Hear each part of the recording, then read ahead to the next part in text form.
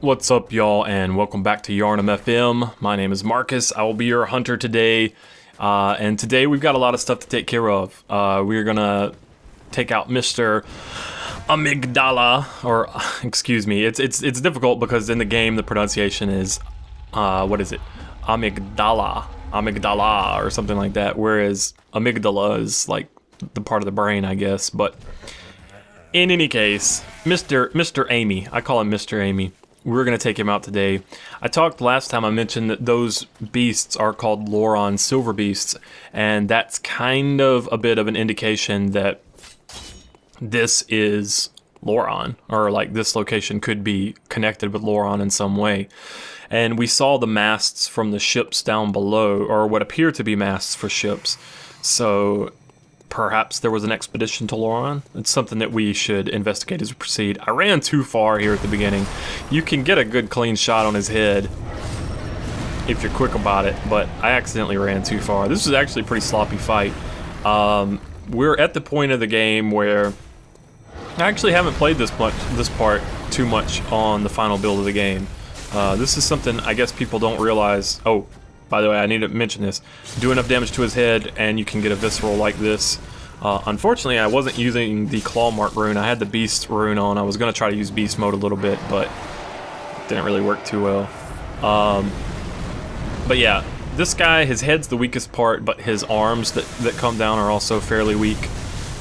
Roll to the side to dodge these laser shots. He actually shows his eyeballs there. That's really interesting. That's a good chance to whack him in the head, especially if you're using a larger weapon with an overhead attack. Like the dashing R2s of, I guess, like the transformed saw spear would be a good weapon. The hunter's axe, any long weapon, basically not the Blade of Mercy.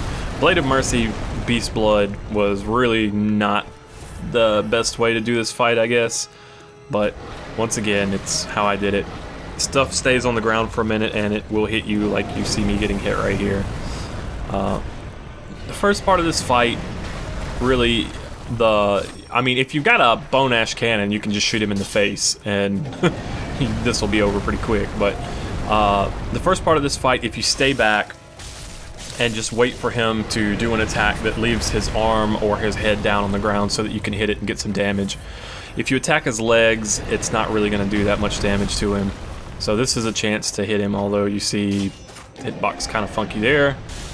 He has this laser attack. It works just like it did when we saw it in Yahar'gul with the Amygdalas there that were using it. The Amy's.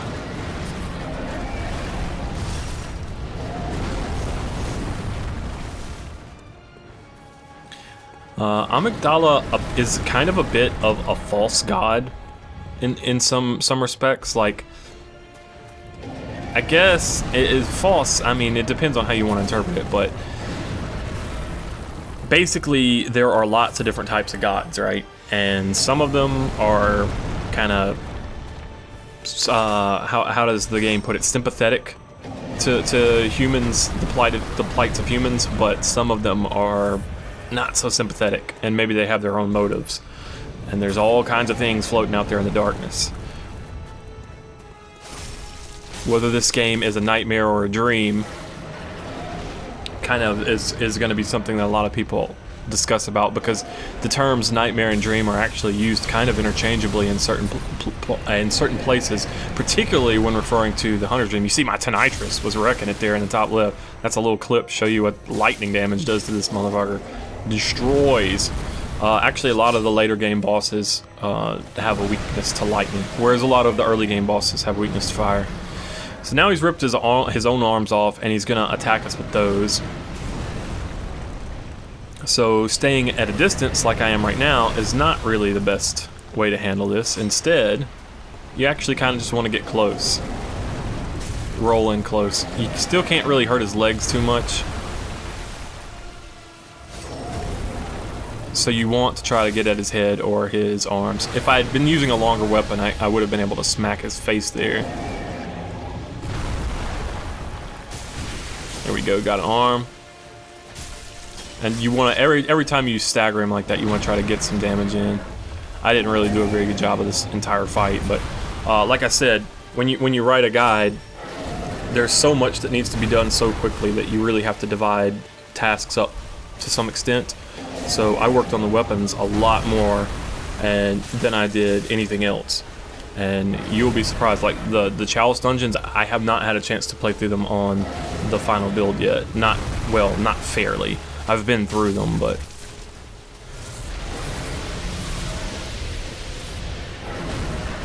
So people who think I've practiced these bosses over and over and over, not really. not as much as you might imagine, because the strategies were handled by somebody else this time. Cut him up! Cut him up! I should have finished it right there. Oopsie.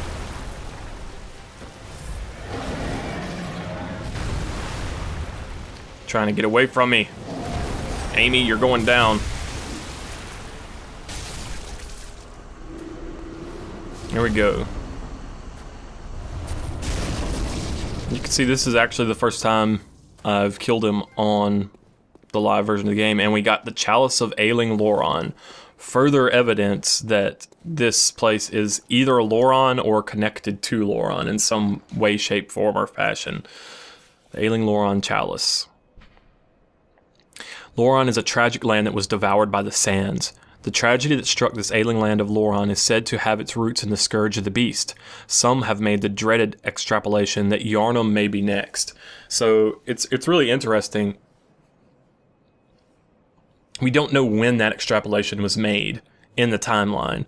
Like, the way the timeline kind of works out, there's the Great Ones, and there's this Thumeru civilization that's going on. And then sometime after that, after the rise and fall of this Thumeru civilization, we've got Byrgenwerth studying the Thumeru ancients and finding out about the Great Ones. And then things kind of go down from there. So it's just kind of funny how it goes. Here I'm showing you, I actually used the temporary boost to transform plus 50. Not really a good rune for that fight. It would have been better to use Claw Mark for the critical damage. And we're going to do a little bit of insight shopping. I just wanted to show you guys that once you pick up these Holy Chalice ritual materials, they become available in the insight shop. So you can just spend some insight and buy more. And also want to stock up on blood vials a little bit with some of my boss blood echoes, just so that I don't find myself running low. You guys know I like to top myself off. The game's difficulty is really streaky. Lots of stuff, if it's going to kill you, it's going to kill you in like 1 or 2 shots, right? Alright. Next, I know we're moving quick today, but back in Central Yharnam, Gilbert's long dead and gone, and that door is bricked up. Somebody wanted me to point that out. That's actually, the door is bricked up.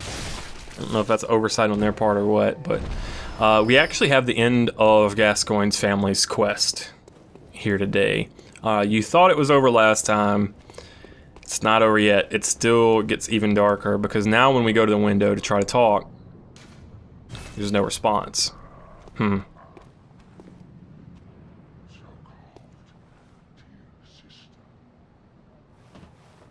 And right down here, a new corpse. Yep, this is the elder sister's corpse. She got the bow, the precious bow that she coveted so much. It's unclear if she suicided or if she fell off.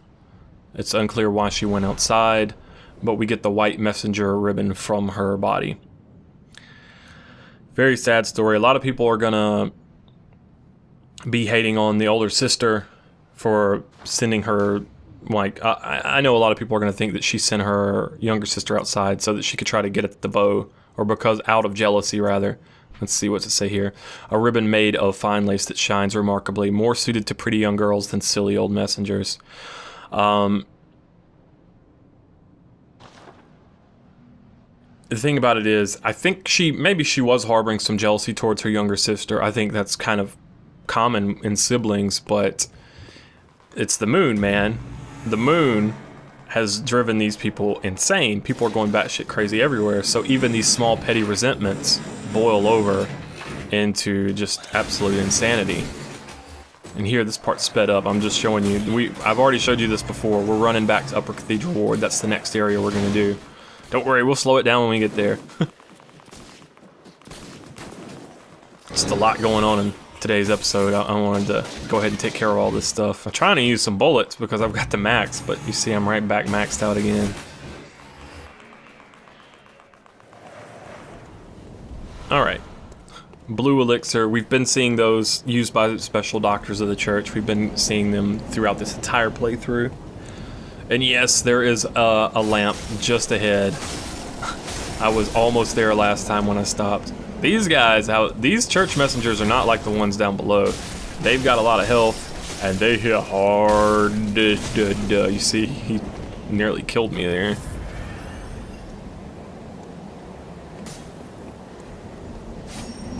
Aw.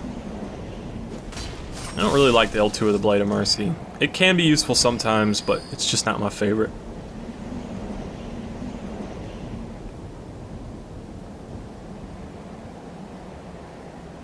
This place, creepy as hell. That music is so creepy.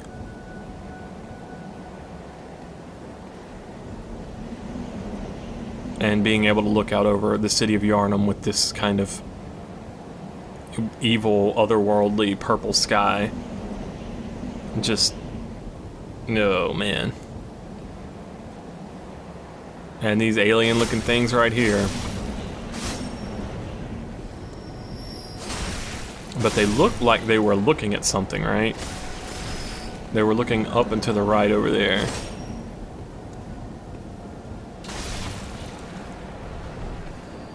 Their blood also not the same color as human blood.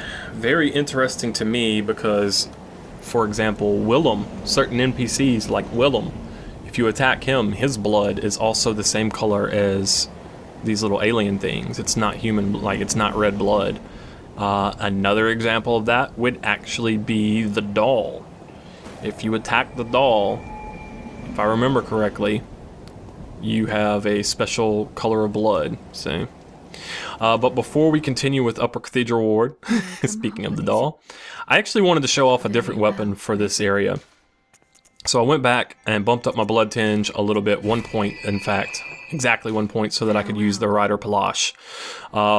And I also, this is the only off-camera stuff that I've actually done in this playthrough, but I actually did some farming off-camera, and I'm going to show the little route right here. This isn't actually the best place in the world to farm for chunks, but, you know, I just kind of wanted to just screw around and not think for a little bit. And so I just ran through here a few times, actually several times, and picked up some chunks so that I could upgrade the threaded cane a little bit and also the Rider Palache. So here in Cainhurst, these guys, the gargoyle looking motherfuckers, they can actually drop bloodstone chunks. They don't have a really high percentage. And when you're doing this farming route, this guy right here, he not always, but almost always drops 2 blood vials. So even if you get hit a little bit here or there, you can still, the trip kind of pays for itself because you can get your blood vials back. And of course, you stack up a bunch of blood echoes so you can buy bold hunter marks. That's how I have like 70 up there. I just bought them with the blood echoes. There we get our chunk, man. And then there's another gargoyle that flies down from here. One flies down when you come from one direction, and then another one flies down when you come from the other direction. So you can get 2 right there. And then there's actually one more gargoyle. You see they drop twin stone shards all the time. Chunks are actually fairly rare. That's why it's not a good place to farm for chunks. But you get the twin shards all the time. So if you're wanting to catch up with a couple of side weapons, this is a place you can do it. And this is where I use the bold hunter mark. So this just puts us back at the lamp and it respawns all the enemies without us having to actually go back and visit the dream. Showing off my rune effects. More items from fallen enemies. The discovery rune, that's obvious. More echoes, that's another obvious one. And also more echoes from visceral attack kills. So that we can just maximize how many blood echoes we get. And I'm not leveling up with it other than that 1 point of blood tinge.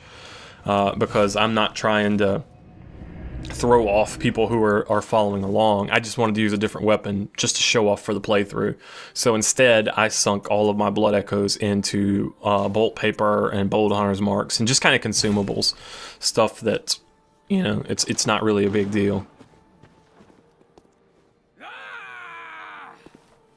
All right, now we're pumped up and ready to go. Got that +8 rider pelage. And of course I stuck my gems in it, and I went back to some more combat-oriented runes. Clockwise Metamorphosis, anti-clockwise Metamorphosis. But if I remember right, I did stick with the Blood Echoes Up rune. Because, why not? Might as well get the little bonus.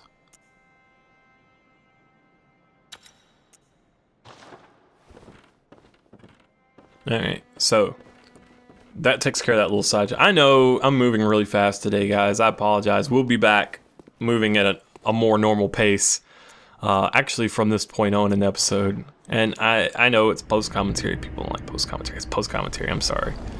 But we'll be moving on to the Nightmare of Mensis next time. And we'll have... That's probably going to be long. It might be 2 or 3 episodes of Nightmare of Mensis. And then we will need to fight another hidden boss, and it's so spooky. And then after that, we have to do all of the Chalice dungeons. Like, there's 10 fixed Chalice dungeons that we have to do. And after we complete those, we can beat the game. So we still have many episodes left to go at this point. Like, we're getting near the end of the game, but there's actually a lot of lore in the Chalice dungeons. You see these guys on the right are going off and looking up and to the right, to the side. I promise we will investigate that in just a second, but these guys to the left, they are a little bit more aggressive.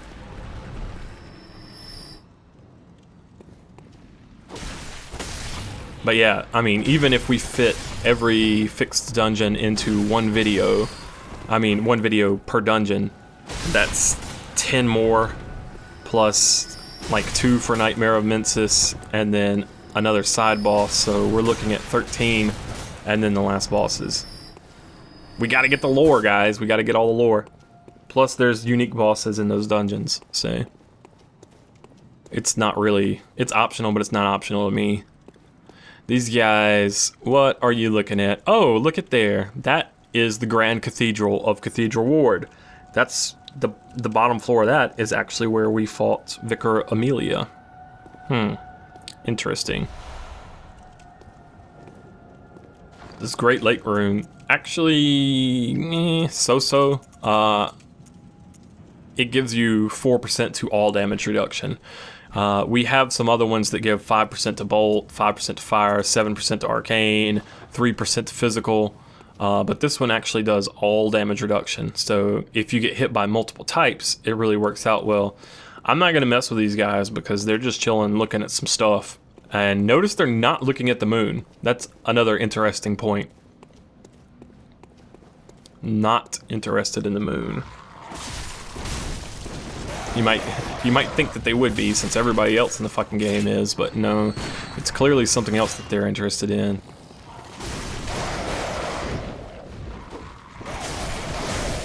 There's the gun damage of the Rider Palash. Not really that bad, even though you can't use Bone Marrow Ash on it. If you stack this Joker up with blood gems, you can shoot. You can shoot pretty hard. More Frenzied Cold Blood. It makes total sense. It makes absolute total sense that people here would be frenzied. But where is here? I mean, we unlocked the Upper Cathedral Ward with a key that was going to take us one step closer to the choir, so this is obviously the base of the choir, and we'll get confirmation of that here shortly. When people told me that folks were calling one of the enemies in the game ENB, actually my first thought wasn't the pig. My first thought was actually the scythe guy. I was like, damn it, people used that scythe before I made that video. People who weren't around for Dark Souls are wondering what the hell I'm talking about, but... Dead scythe guy. That fire at the base of the stairs, doesn't really deal a tremendous amount of damage to him, and so it's more of an obstacle for you. Real careful creeping in here. Another brain sucker, and these are another enemy that have that different color blood. We've seen these guys before. They have those invertebrates actually inside their heads. They erupt from their heads. So it's interesting to find that as an enemy here. Look at the choir garb. Attire of the choir, high-ranking members of the Healing Church. Members of the choir are both the highest-ranking clerics of the Healing Church and scholars who continue the work that began at Byrgenwerth. Together with the left-behind Grey One, they took to the skies in search of astral signs that may lead them to the rediscovery of true greatness. Rediscovery of true greatness. Once again, Byrgenwerth was studying the Thumeru civilization. Thumeru actually was aware of the Great Ones back then. They actually knew about it. And that's actually the land that Yharnam is built upon. The city of Yharnam is built on top of where Thumeru used to be. So the Chalice dungeons, the catacombs below the city, are filled with relics of the Thumeru civilization. And that's why when we are at the Nightmare Lecture Hall, and we're learning that this used to be a place of archaeology, studied history, well, they were studying Thumeru when they stumbled upon this eldritch truth. Fucking great ones from the stars. So creepy. This was such a Resident Evil area for me for whatever reason.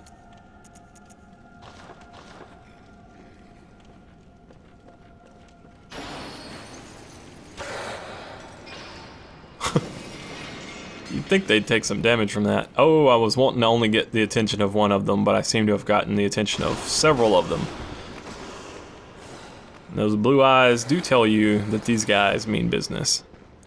So I ran back a lot farther than I needed to because I'm trying to get one to reset. And I'll pull out my torch again for you guys.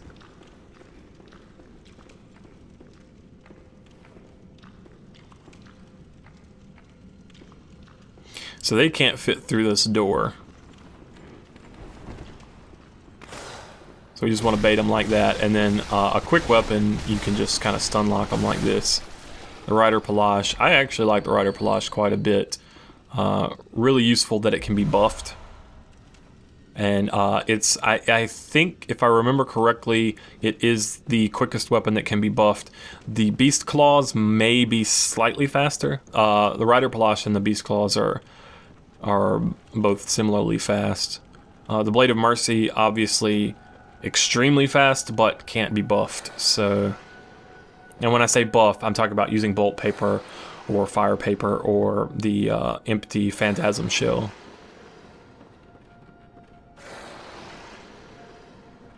Beasts all over the shop.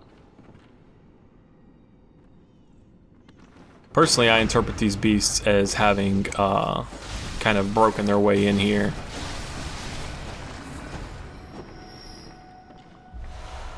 Whereas the Brain Eaters, you know, we know that the choir is dealing with the phantasms, as they call them, those invertebrates. Like, we got that lore from the empty Phantasm Shell at Byrgenwerth of all places. And once again, we know the choir is continuing the research of Byrgenwerth, so they're interested in these things. Well, with the Brain Eaters, we see, like, humanoid bodies. It looks like the bodies of humans that have been taken over by phantasms.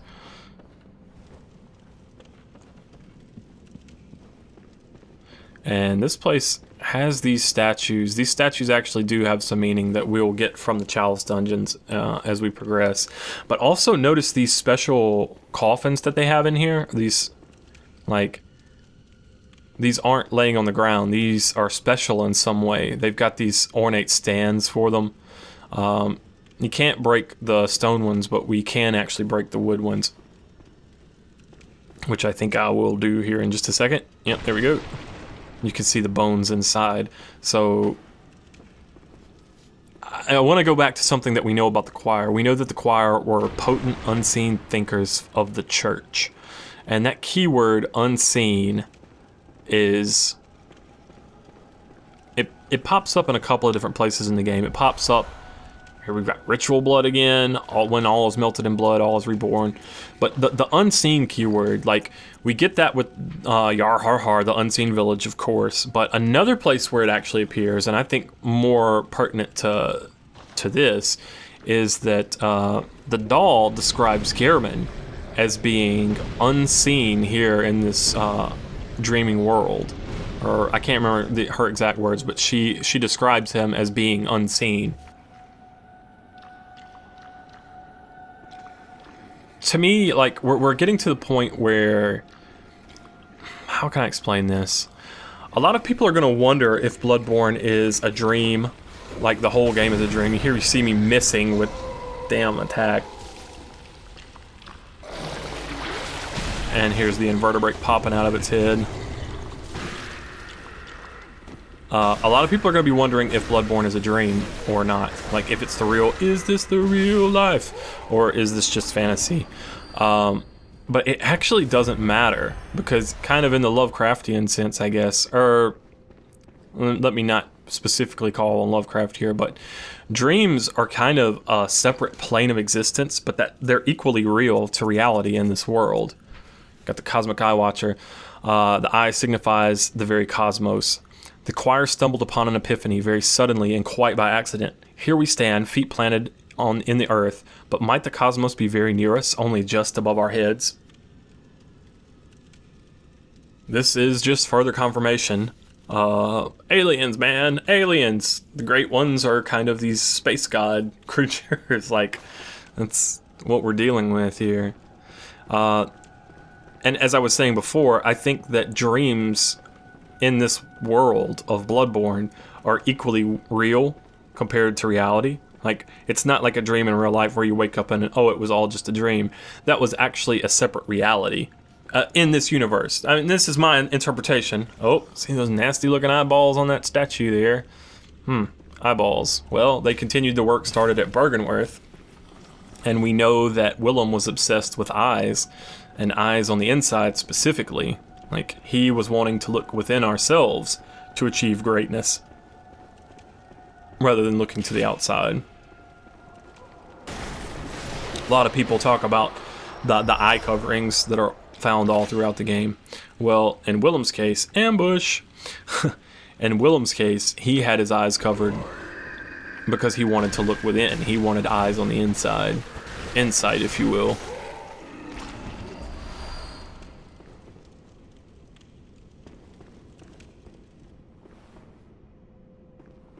Yeah, like I said, those hunched over statues with the little staves, which I think is the plural of staff, if I'm not mistaken, they do have significance that we will be able to get out of the Chalice dungeons. But for now, we gotta wait here for a second. While we're waiting to kill this Brain Eater, tell you guys, people have been asking me what I'm going to do next. I've actually been contemplating The Witcher 3. I was a little bit disappointed. I don't remember much about The Witcher story at this point. I did play The Witcher 2. I was a little bit disappointed in the combat. But I watched a couple of trailers for The Witcher 3, and I've let myself get a little bit excited. So, probably going to be playing The Witcher 3. You die. You die. And, of course, Persona 5 and Disgaea coming out this year. I'm excited about those three games. But coming, I guess, next month, The Witcher 3 is kind of one of my most anticipated games right now. And of course, I would love if Fromsoft would release DLC for Bloodborne. I would be all over that shit. We get the blindfold cap, because that's the one area the game's lacking in. It just doesn't have enough content. Members of the choir are both the highest ranking clerics of the Healing Church and scholars who continue the work at Byrgenwerth. The eye covering indicates their debt to the teachings of Master Willem, even though their paths diverged. So, we kind of witnessed that divergence when Laurence left Byrgenwerth. I believe that's when we witnessed the divergence right there. He was wanting to pursue the use of blood, whereas Master Willem was saying, fear the old blood, Laurence, by the gods, fear it. Here we get more pearl slugs. We've seen them before. I guess at Byrgenwerth is where we picked it up. I can't remember. But yeah. clear signs of the Left Behind Great Ones. So, according to this, there are still Great Ones left behind in the Chalice Dungeons. So, things are getting real. Things are getting real. But yeah, I would definitely be all over DLC for Bloodborne. Especially add a few weapons, add some areas, put in some more story stuff. I would be all over it. This is nasty. There's actually 2 Brain Eaters. There's one over to the left over there. You can just barely see him. So I want to rush up here and kill this guy quick. Remember, thrusting attacks are really good. If you don't have thrusting attacks, use some elemental. And he poised right through my Rider Palash attacks there. Foolish of me to just keep mashing like that, but I thought I was either going to kill him or break him out of it first. Picked up an orphanage key off of this Brain Eater. The orphanage key. Key to the orphanage, birthplace of the choir. The orphanage, shadowed by the Grand Cathedral, was a place of scholarship and experimentation where young orphans became potent, unseen thinkers for the Healing Church. The choir, that would later split the Healing Church, was a creation of the orphanage. So, alright. Lots of mind-blowing stuff right here. First of all, we're near the Grand Cathedral. That's going to be important. Second of all, it's no coincidence that they're orphans. Like, first of all, these are kids that aren't going to be missed if something happens to them. But in the second place, we have Great Ones seeking surrogate children, and we have orphans seeking the cosmos. Like, it just kind of makes sense, you know? But also, once again, it said they're going to be potent, unseen thinkers. And that kind of gets back to this point about Gehrman being unseen. I think that's an interesting thing. So, is he related to the choir in some way? Oh my god! Remember I talked about Resident Evil moments. You don't actually have to trigger that. And I almost got myself fucking killed trying to do it, just trying to show it off. Normally you want to trigger that and just run down here through one of these doors. And then he can't fit through, so you'll be alright. But you don't have to trigger that at all. You can't just pick up the item and then slip back through that door to the side. But so if they're potent, unseen thinkers, and if the connection that I'm making is true, and I don't know, it's just speculation, but if Gehrman is the host of the Hunter's Dream, if he is the supporter of that plane of existence, then could it not be that these orphans were being used to support separate planes of existence, separate dreams, as it were? And here, a very curious corpse in a very curious pose, locked there.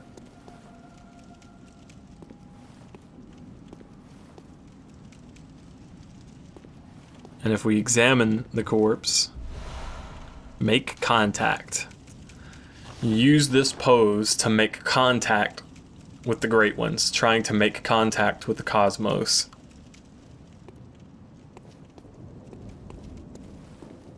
Very, very interesting.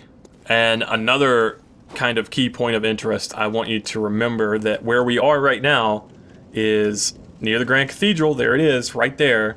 And also near Uden Chapel.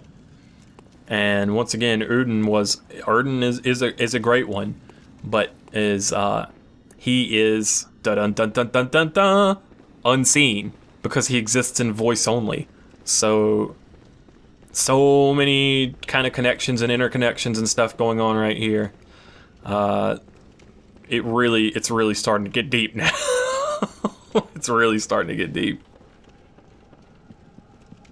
I guess the other thing that I didn't mention from that orphanage key description is that the choir would eventually split the church, and so that kind of backs up what I'm saying about the School of Mensis and the choir not necessarily being on good terms with one another. The church has been split. Let's see, let's open up this gate. I'm actually going to do a quick splice right here because after I opened this gate, I went back and did a long run through the area just to make sure I didn't miss anything. Notice also these drapings on the ceiling, similar to where? You guessed it, Uden Chapel. But I did another run through the cathedral or not the cathedral, but the orphanage to make sure that I didn't miss anything. And I'm just going to cut that out because I didn't miss anything. So, or at least I didn't find anything that I missed. Let me put it like that. And so now we're going to go up the stairs. Oh man, these things are creepy and they're covered in eyeballs. Some of them holding fires, some of them not holding fires. I wonder if that's supposed to be some sort of message or if that's just... That's the tricky thing. You never know what's a significant detail and what's just them doing something because it looks cool. We are not surprised at all to see a little moon guy. Not surprised at all. And remember, fake Yosefka appeared to be making these things, although it seems like she was doing it as an experiment, like seeking to evolve herself is the way it appears to me. Once again, always just my interpretations, my speculations as they stand now. I reserve the right to change my mind. You know what I mean? Like, there's always different ways to interpret this. Celestial Emissary. An emissary being a diplomat or an envoy, someone who communicates between two organizations, two nations, or perhaps mankind and the moon. This is a trick battle. Only one of them is the real target, so I'm leading a lot of these guys away from the main area. The one that is the main target in this phase, he won't actually attack you. So the ones that are coming to attack you, and you see the damage doesn't pop up over his head, it pops up on the bar below. So very weak against thrusting attacks, very weak against bolt attacks. So bolt paper on a Rider Palash destroys.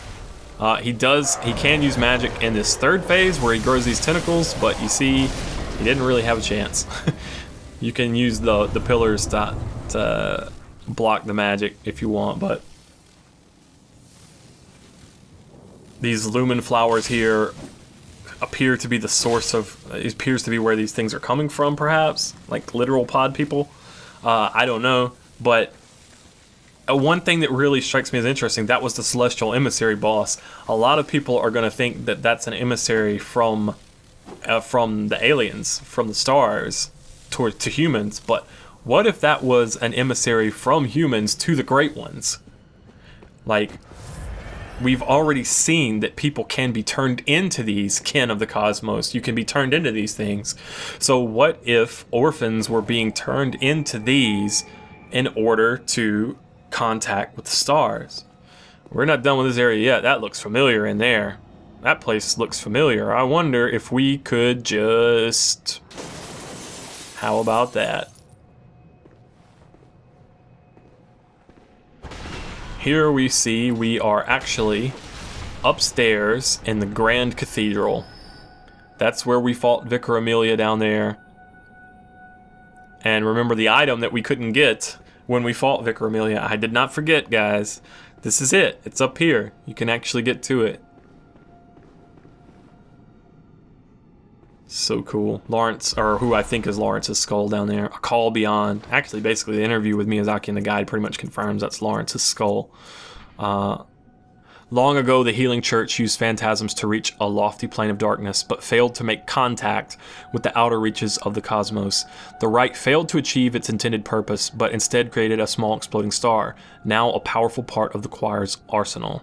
At times, failure is the mother of invention. The power of the cosmos as achieved by the choir.